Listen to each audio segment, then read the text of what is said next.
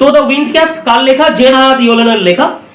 Gen হায়াত Yellen basically American author, editor of folklore, fantasy, science fiction, যেগুলো বললাম, যেটা বলতে যাচ্ছিলাম সায়েন্স ফিকশন ব্যাপারটা বেসিক্যালি কি। তো সায়েন্স ফিকশন ব্যাপারটা হচ্ছে, আচ্ছা এর মধ্যে বলি, ভিডিওটা অলরেডি চলছে, আমি এর মধ্যেই বলে নিচ্ছি, কোনো প্রবলেম নেই। সেটা হচ্ছে তোদের যেরকম ন্যাচারালি রেসপন্স করবার তোরা রেসপন্স করবি, তাতে কোনো প্রবলেমের ব্যাপার নেই। ওকে, সায়েন্স ফিকশন ব্যাপারটা কি? দেখ, সায়েন্স ফিকশনের মধ্যে বেসিক্যালি দুটো টার্মিনোলজি থাকে, একটা হচ্ছে সায়েন্স, একটা হচ্ছে ফিকশন। মানে একটা হচ্ছে বিজ্ঞান আর একটা হচ্ছে কল্পনা প্রবণ ব্যাপারটা, দুটো মিলিয়ে কি তৈরি হচ্ছে? কল্প বিজ্ঞান তৈরি হচ্ছে। আচ্ছা, এই ব্যাপারটা কি অ্যাকচুয়ালি কল্পনা প্লাস বিজ্ঞানের এই বিষয়টা, কিছুটা কল্পনা কিছুটা বিজ্ঞান। ফর এক্সাম্পল ধর টাইম মেশিন, টাইম মেশিন যখন রয়েছে তখন সেই ক্ষেত্রে দাঁড়িয়ে বর্তমানে টাইম মেশিন এখন অবধি আবিষ্কৃত হয়নি। বলা কি হয় টাইম মেশিনের কার্য প্রক্রিয়া কেমন হবে? বলা হয় যে টাইম মেশিনে করে আমরা যে কোনো টাইমে ট্রাভেল করতে পারবো। মানে বেসিক ক্রাইটেরিয়াটা তো আমার এইটাই, যে আমি টাইম মেশিনে করে কি করতে পারবো? আমি যে কোনো টাইমে ট্রাভেল করতে পারবো। এইবার প্রশ্নটা হচ্ছে, আমরা জানি না যে যখন টাইম মেশিন আবিষ্কৃত হবে তখন আদৌ এর ওয়ার্কিং প্রসিডিওরটা সেম থাকবে কিনা। কারণ ধর একই সাথে টাইম মেশিনের মধ্যে 5টা লোক হয়তো উঠলো বা 3টে লোক উঠলো, ফর এক্সাম্পল 3টে লোক উঠে কেউ বললো আমি নেতাজি সুভাষচন্দ্র বসুকে দেখতে চাই, সে সেই আমলে যেতে চায়। কেউ বললো আমার ডাইনোসর দেখার খুব ইচ্ছা, তো আমি সেই আমলে চলে যেতে চাই। কেউ বললো আমি হরপ্পা মহেঞ্জোদারো সভ্যতাকে দেখতে চাই।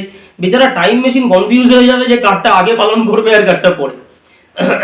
তো ন্যাচারাল ব্যাপার, টাইম মেশিন এখন অবধি আবিষ্কৃত হয়নি, নাম্বার 1। নাম্বার 2 হচ্ছে এইটা যদি হয় অদূর ভবিষ্যতে কখনো, কারণ ন্যাচারাল ব্যাপার আজকে যেই জিনিসটা আমরা খুব স্বাভাবিক উপায়ে দেখছি, যদি আর গত 10-15 বছর আগে এটা বলা হতো তাহলে মানুষ এটা পাগল ভাবতো, কিরকম টাইপের, যেটা আজকে স্বাভাবিক। ধর তোকে বলা হলো তোর হাতের যে ঘড়িটা রয়েছে ওইটা দিয়ে তুই কাউকে কল করতে পারবি, এটা যদি 15 বছর আগে একটা লোককে বলা হতো, সে 15 বছরের লোকটা কি ভাবতো? এ নির্ঘাত পাগল হয়ে গেছে, হাতের ঘড়ি দিয়ে কখনো লোকজনকে কল করা যায় না। কিন্তু সেটা আজকে সম্ভব হয়েছে ডিউ টু স্মার্ট ওয়াচ, তাই না? ব্যাপারটা এরকম টাইপের। আমরা যদি বলি যে আমি আমার মোবাইলটাকে দিয়ে আমি যেখানে যাব সেইখানকার ম্যাপটা আমি দেখতে পাবো, যদি এটা 15-20 বছর আগে লোককে বলা হতো লোকজন ভাবতো এর মাথা খারাপ হয়ে গেছে, কিন্তু আজকের দিনে সেটা পসিবল জিপিএস এর দ্বারা। তার মানে ফ্যাক্টরটা হচ্ছে কি, আলটিমেটলি দাঁড়িয়ে যেটা 10-15 বছর আগে অস্বাভাবিক বা অবাস্তব বলে মনে হচ্ছিল, সেটা সায়েন্সের দৌলতে আজকের দিনে দাঁড়িয়ে পসিবল। এই জিনিসটা অস্বীকার করা যায় না। সুতরাং যেটা আজকে ইম্পসিবল টাস্ক বলে মনে হচ্ছে, সেটা আগামী 10-15 বছর বাদে হতেই পারে এটা পসিবল হবে, ন্যাচারাল ব্যাপার। তো সেই জায়গার থেকে সায়েন্স ফিকশন, তার মানে হলে কিসের জন্য হবে? বিজ্ঞানের জন্য হবে। কিন্তু আপাতত এটা কিসের মধ্যে রয়েছে? কল্পনার মধ্যে রয়েছে। বিজ্ঞান প্লাস কল্পনা দুটো মিলিয়ে কি তৈরি হলো? Science fiction. Fine. And children's books, এবং বাচ্চা কাচ্চাদের তিনি বইও লিখেছিলেন। She has written over 280 books, তিনি টোটাল 280টার ওপরে বই লিখেছিলেন। ভাব, একজন মহিলা তিনি সারা জীবনে 280টা, মানে ইটস এ হিউজ কালেকশন, 280টার ওপর বই লিখেছেন। The best known of which are the holocaust novella, তার মধ্যে বেস্ট যে বইগুলো রয়েছে একটা হচ্ছে হলোকস্ট নভেলা, ডেভিলস অ্যারিথমেটিক, এগুলো বিখ্যাত কিছু বইয়ের তার নাম, সুতরাং নামটাতে একটু আন্ডারলাইন করে রাখতে হবে। Holocaust novella, the Devil's arithmetic.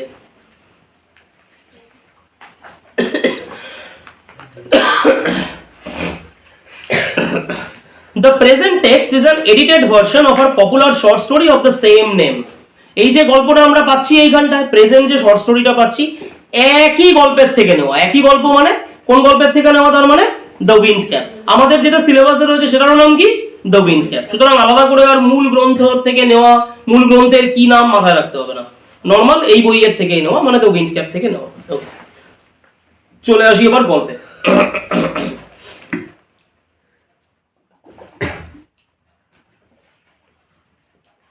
এই সেকশনগুলো আমি এডিট করে দেবো যেখানে জল খাচ্ছে। এইবার বিষয়টা হচ্ছে, যখন দেখবি বাই চান্স যদি দেখিস না এটা বন্ধ হয়ে গেছে, সবাই কিন্তু ঘাপটি মেরে থাকিস না, একটু বলিস যে স্যার বন্ধ হয়ে গেছে। দেখা যাবে আমি মনের মধ্যে পড়ে যাচ্ছি, মোবাইলে কিছু YouTube. There was once a lad, একদা একটি ছেলে ছিল। ল্যাড মানে ছেলে, লেডি বলতে আমরা মেয়েকে বোঝাই। তো ল্যাড একটি ছেলে ছিল, হু wanted to be a sailor, যে কি হতে চাইতো? নাবিক হতে চাইতো, সেইলার হতে চাইতো। But his mother would not let him go to the sea, কিন্তু মা তাকে কিছুতেই সমুদ্রে যেতে দেবে না, এরকম একটা কন্ডিশন যে না তুই কিছুতেই বাবু সমুদ্রে যাবি না। Child, what do you know of sailing, মা বলতেন যে বাবু তুই কি জানিস সেইলিং এর ব্যাপারে? একটা সেইলিং এর জন্য বিভিন্ন জিনিস কি হয়, জানবার দরকার হয়।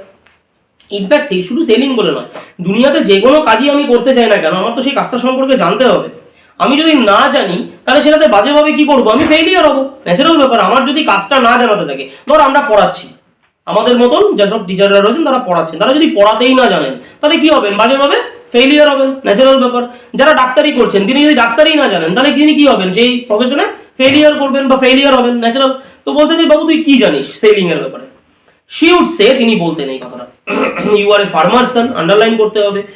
তুই কার সন্তান বা তোর বাবা কি করেন, তোর বাবা হচ্ছেন ফার্মার, তুই হচ্ছিস চাষির ঘরের ছেলে, চাষির ঘরের সন্তান। and you know the turn of the seasons and the smell of the soil, underline এগুলো সমস্ত। তুই কি জানিস, তুই জানিস টার্ন অফ দ্য সিজনস, অর্থাৎ ঋতু পরিবর্তন, তাই না? একটা চাষির সন্তান তার মানে সে তার বাবার কাছ থেকে কিসের ব্যাপারে জানতে পারবে, ঋতু পরিবর্তনের সম্পর্কে জানতে পারবে। স্মেল অফ দ্য সয়েল, মাটির যে সুগন্ধ সেই ব্যাপারটা জানতে পারবে, সেইটা সম্পর্কে জানতে পারবে। But you not know the sea, কিন্তু তুই তো সমুদ্রের ব্যাপারে কিছু জানিসই না। Now the boy whose name was John, এখন সেই ছেলেটা যার নাম কি ছিল, জন, আন্ডারলাইন করতে হবে ছেলেটার নাম কি ছিল, had always obeyed his mother. এখন সেই ছেলেটা যার নাম ছিল জন, সে তার মাকে ওবে করতো, ওবে মানে রীতিমতন ভাবে মেনে চলতো, তার মাকে ভীষণ ভাবে সে মান্য করতো।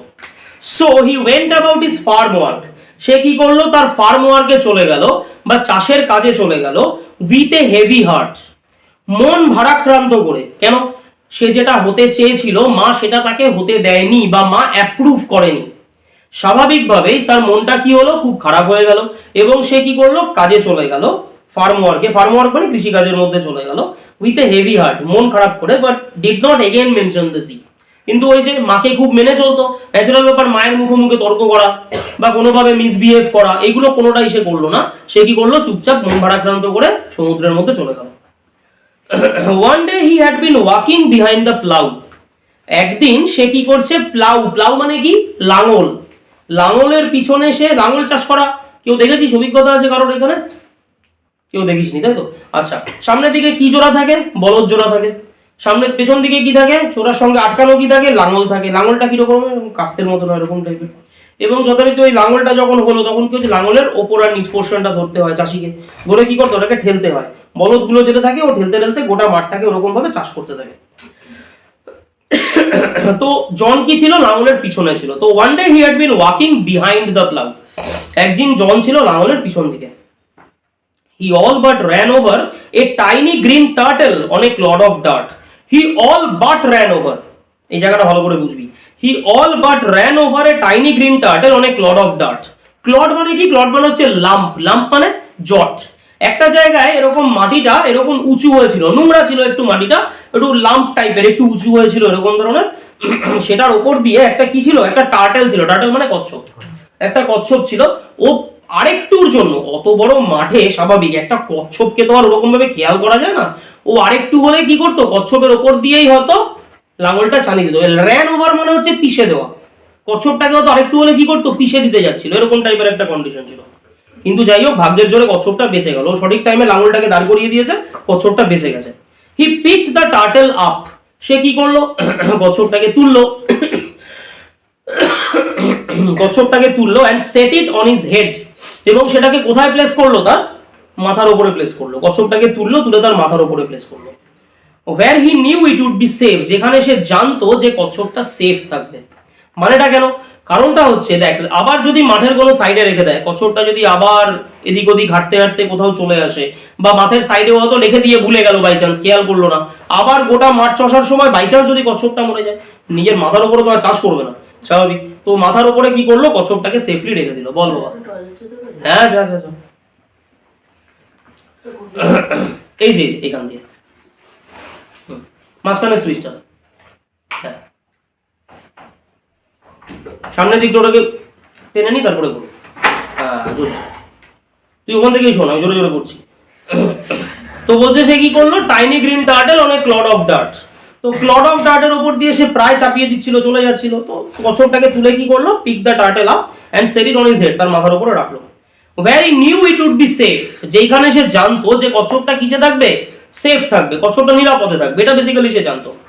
when he was done with plowing, যখন তার প্লাউইং শেষ হয়ে গেল, যখন তার কৃষি কাজ করা almost complete, John plucked the turtle from his head, ওর মাথার থেকে কি করলো, টার্টলটাকে নামালো এবং কি করলো, একটা অদ্ভুত ম্যাজিক ঘটে গেল। কিরকম ম্যাজিক? টু হিজ আটার সারপ্রাইজ, আটার মানে অবাক বিস্ময়, আটার সারপ্রাইজ অবাক বিস্ময়, মানে জন এটা ভাবতেই পারেনি, জন এটা ভাবতেই পারেনি। কি হয়ে গেল? He found that it had turned into a tiny green fairy man. সেই কচ্ছপটা রূপান্তরিত হলো কিসে? টাইনি মানে ছোট, গ্রিন মানে সবুজ, ফেয়ারি ম্যান মানে পুরুষ পরী। জেনারেলি পরী শব্দটার সঙ্গে আমরা কাদেরকে অ্যাসোসিয়েট করি? ছেলেদের না মেয়েদের? মেয়েদেরকে অ্যাসোসিয়েট করি। এই ক্ষেত্রে দাঁড়িয়ে ওই জন্য বলেছে ফেয়ারি ম্যান মানে পুরুষ পরী, এরকম টাইপের। লোকটা পুরুষ ছিল, টাইনি ছোট্ট গ্রিন কালারের একটা পুরুষ পরীতে রূপান্তরিত হয়ে গেল। কে রূপান্তরিত হলো? টার্টেলটা রূপান্তরিত হলো বা কচ্ছপটা রূপান্তরিত হলো। ফাইন। লোকটা কোথায় দাঁড়িয়ে রয়েছে? That stood upon his palm and board. Stood upon his palm, palm মানে হাতের তালু, হাতের তালুর উপরে দাঁড়িয়েছিল লোকটা, এবং বোর্ড মানে সেলাম করছে, যে যেরকম দেখাচ্ছে এরকম কুর্নিশ করছে এরকম টাইপের, ওই ধরনের। নিবিছিস লাইটটা? ঠিক আছে, শুনেছিস তো ভেতর থেকে কি বললাম? আচ্ছা, তার মানে কি, ওর জন্য আরেকবার একটুখানি সাম আপ করে দিই বিষয়টা। তো ওই মাথার উপরে রাখলো এরকম টাইপের, যখন ও মাথার থেকে নামালো তখন কি দেখলো? লোকটা একটা ছোট সবুজ একটা পুরুষ পরীতে রূপান্তরিত হয়েছে। এবং লোকটা কি করছে? স্টুড আপন হিজ পাম, ওর হাতের তালুর ওপর দাঁড়িয়ে রয়েছে, এন্ড বোর্ড, বোর্ড মানে ওরকম সেলাম করছে বা কুর্নিশ করছে। I thank you for your kindness, tell me your heart's desire and I will grant it to you for saving my life. কি বললো সেই ফেয়ারি ম্যানটা? বলছে I thank you for your kindness. Thank মানে কি? ধন্যবাদ জানানো। আমি তোমাকে ধন্যবাদ জানাচ্ছি, কি জন্য? ফর ইউর কাইন্ডনেস, তুমি কাইন্ডনেস বা তুমি দয়া দেখিয়েছো আমায়, তুমি আমার জীবন বাঁচিয়েছো সহজ কথায়, তো আমি কি করছি? তার জন্য তোমাকে ধন্যবাদ জানাচ্ছি। Tell me your heart's desire, তোর পুরুষ পরী, বোঝাই যাচ্ছে ওর মধ্যে একটা অদ্ভুত ম্যাজিক্যাল পাওয়ার ছিল, না হলে কচ্ছপ থেকে কখনো ওই মানুষের মধ্যে ট্রান্সফর্ম হতে পারে না। তো বলছে tell me your heart's desire, তোমার মনের ইচ্ছাটা আমায় বলো, এবং কি I will grant it to you for saving my life, এবং আমি তোমার ওই মনের ইচ্ছা পূর্ণ করব। কেন? কারণ তুমি আমার জীবন বাঁচিয়েছো। যেহেতু তুমি আমার জীবন বাঁচিয়েছো, আমি কি করব? তোমার এই মনের ইচ্ছাটাকে পূর্ণ করব। আচ্ছা, এইবার এই যে I thank you for your kindness, ওইখান থেকে শুরু করে ফর সেভিং মাই লাইফ অব্দি এটা আন্ডারলাইন কর এই সেকশনটা।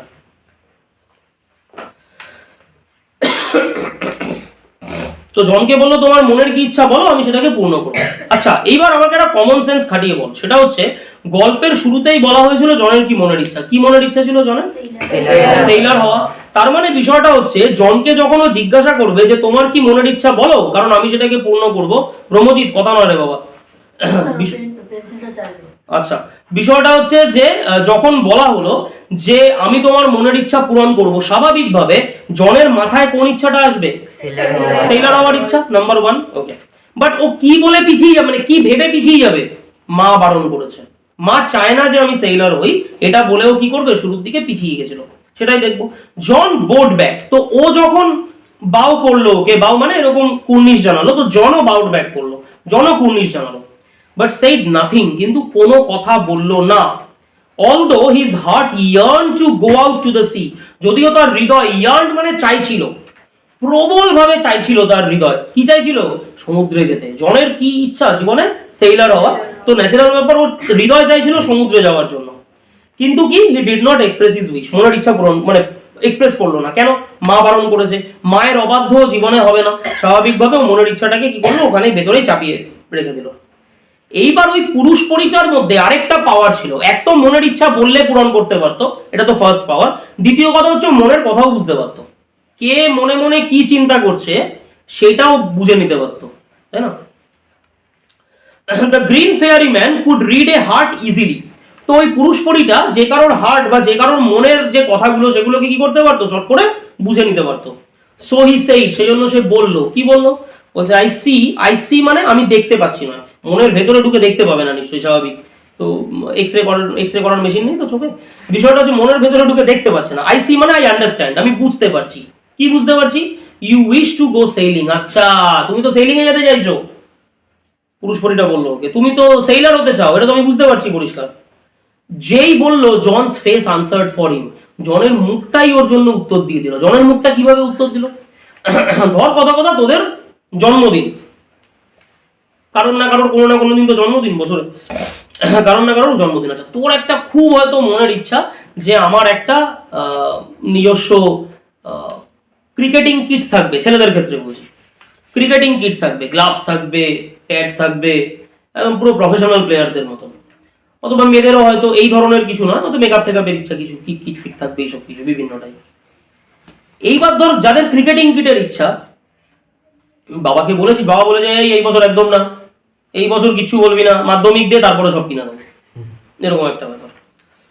তোর এই মনের ইচ্ছাটা হয়তো তোর দাদা হতে পারেন, মেশো, পিসামশাই, কেউ একজন, মানে হোয়াট এভার ইট মেবি, কেউ একজন জানতে পারলেন বা বুঝতে পারলেন, বা মেয়েদের ক্ষেত্রে এরকমই কোনো একটা ইচ্ছা যেটা অনেকদিন ধরে ইচ্ছা, এরকম একটা নেবো নেবো টাইপের ব্যাপার, বুঝতে পারলেন। জন্মদিনের দিন উনি কি করলেন, তুই হঠাৎ করে দেখলি যে উনি তোর জন্য ক্রিকেটিং কিট নিয়ে এসছে, ক্রিকেট কিট নিয়ে এসছে, বা মেয়েদের ক্ষেত্রে যেগুলো বললাম ওই ধরনের কিছু, বা ভালো কোনো গল্পের বই, তোরা তো বহুদিন ধরে পড়ার ইচ্ছা, যেই গল্পের বইটা আমি অনেকদিন ধরে পড়তে চাইছি, সামহাউ কিনে উঠতে পারছি না, বা সময় হচ্ছে না, বিভিন্ন টাইপের, বা বাবা বলেছে না এখন এসব গল্পের বই নয়, মন দিয়ে পড়ার বইটা পড়, এরকম টাইপের কিছু। সে হয়তো তোকে গল্পের বইটা গিফট করলো, তখন কি করবি তাকে? না না আমার লাগবে না, বাবা বারণ করেছে, সরিয়ে দিবি, ছাইয়ের মাথা সরিয়ে দিবি, তাই না? তখন কি করবি? দাও দাও দাও দাও, এরকম টাইপের ব্যাপারটা। তার মানে কি থাকবে, যখন সে ওই জিনিসটা নিয়ে আসবে সামনে, স্বাভাবিকভাবে তোর মুখটা কি হবে, বাবা এই গল্পের বই, নাকি আনন্দে ভরে উঠবে? কোনটা? আনন্দে ভরে উঠবে। তো ও যখনই বললো জনকে, আচ্ছা তুমি তো সেলার হতে চাও, তো ন্যাচারালি জনের মুখটা তখন কি হবে, বিষাদগ্রস্ত হবে নাকি আনন্দিত হবে? তো জনের মুখটাই ওর কি করলো, উত্তর দিয়ে দিল। বোঝা গেল? বন্ধ কর।